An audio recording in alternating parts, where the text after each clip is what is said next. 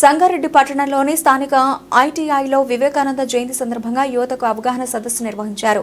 ఈ కార్యక్రమంలో పాల్గొన్న డాక్టర్ కృష్ణమూర్తి, రాష్ట్ర యువజన సంఘాల అధ్యక్షులు డాక్టర్ కూన వేణుగోపాల్ కృష్ణ, అలాగే ప్రిన్సిపల్ కళ్యాణ్ ధర్మరాజు, మల్లారెడ్డి మహేష్, కలీం, విద్యార్థులు, విద్యార్థినులు అధిక సంఖ్యలో పాల్గొన్నారు.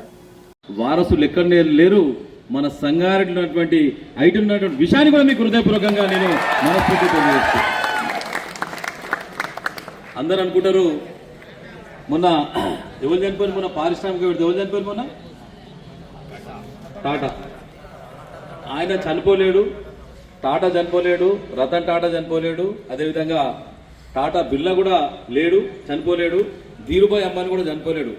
వాళ్ళ యొక్క వారసత్వాన్ని ఎనికిపుచ్చుకున్నటువంటి సంగారెడ్డి వీరులు, శూరులు మా ఐటీ సోదరుల విషయాన్ని కూడా మరొకసారి మీకు అందరూ కూడా హృదయపూర్వకంగా తెలియజేస్తున్నారు.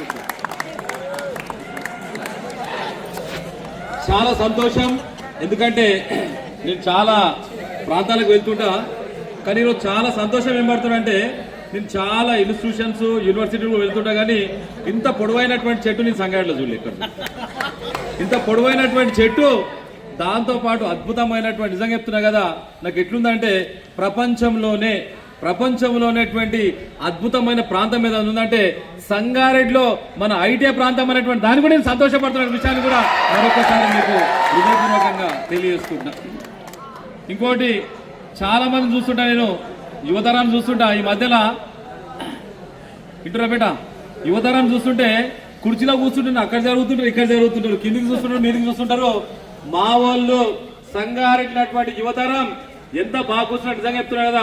ఈ రోజు సకల ముక్కలం పెట్టుకొని ఎంత అద్భుతంగా కూర్చుండ్రో, రేపు మీరు మహారాజా చైర్లో కూర్చున్న వీరులు మీరు విషయాన్ని కూడా మరొకసారి హృదయపూర్వకంగా తెలియజేసుకుంటున్నాం.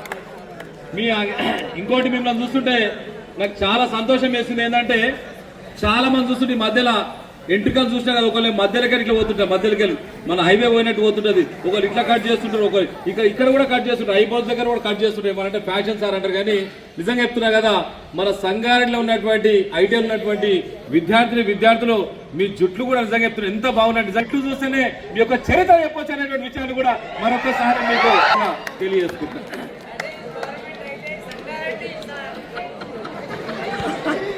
అయితే మీరందరూ కూడా చాలా అదృష్టవంతులు, ఎందుకంటే మీ అందరు తెలుసో తెలియదా కానీ, ఇట్లా బేట, మీ అందరు తెలుసో తెలియదా కానీ ఈ సంగారెడ్డి ఐటీఐలో నాకు తెలిసిన మట్టుకు మీ అందరు కూడా ఐటీఐ కావచ్చు, ఇక్కడ ఎలక్ట్రీషియన్స్ కావచ్చు, ఫిట్టర్ కావచ్చు, ఇంకోటి వైర్మెన్ కావచ్చు, ఇంకా చాలా రకాలైనటువంటి కోర్సులు కావచ్చు.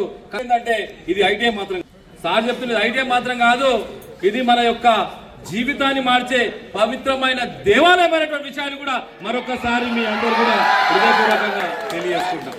ఈరోజు ఈ కార్యక్రమానికి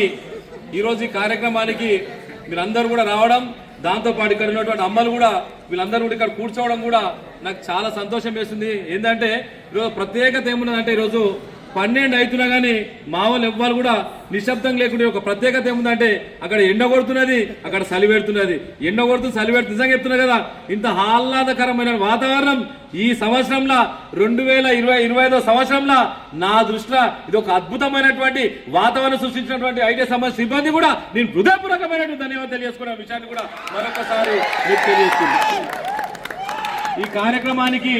ఈ కార్యక్రమానికి ముఖ్య అతిథి మా అన్నగారు, హోప్ హాస్పిటల్ అధినేత మన కృష్ణమూర్తి అన్న నిజంగా చెప్తున్నా కదా, ఒక యువకుడు సార్ కూడా. ఎందుకంటే చాలా రకాలైనటువంటి విద్యార్థులకు